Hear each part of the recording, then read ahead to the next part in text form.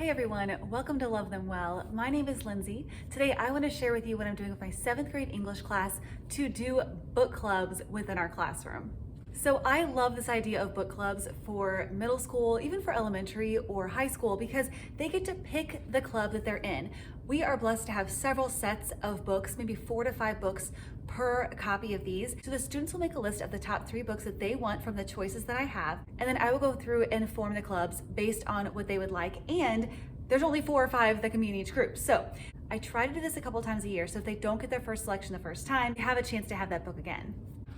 On their own, each student will be filling out their own lit guide that I have for free on my Teachers Pay Teachers page. And why I like this guide is because you can use it with any novel. So I did print it to a page just because I wanted to save paper, but it starts with this cover. There's a place to do author notes. There's a place for students to do character sketches.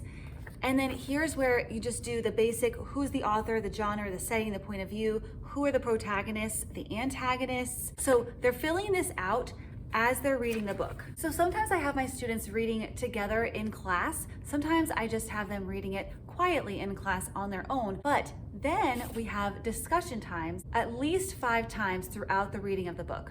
And during those discussion times, the students are responsible for their own job in a lit circle. I got these for free. I will link below where I got them. But one person, their job for that next section of chapters would be to be the summarizer. So then when they come together for their meeting, that person's job is to read the summary that they wrote about the chapters that they had just read. Then there is a discussion director, and this person has a couple questions that they think would lead a good discussion with their group.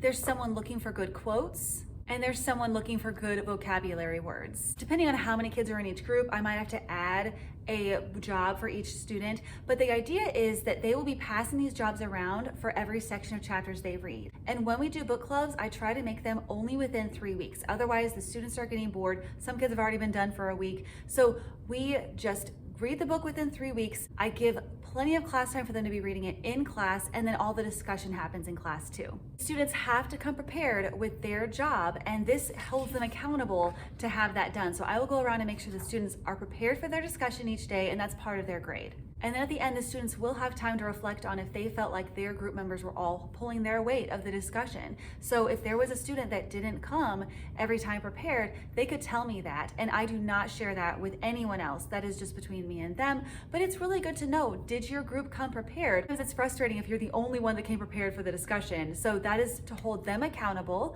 to be reading the book. But again, why I love doing book clubs is that they had a choice in what book they wanted to read.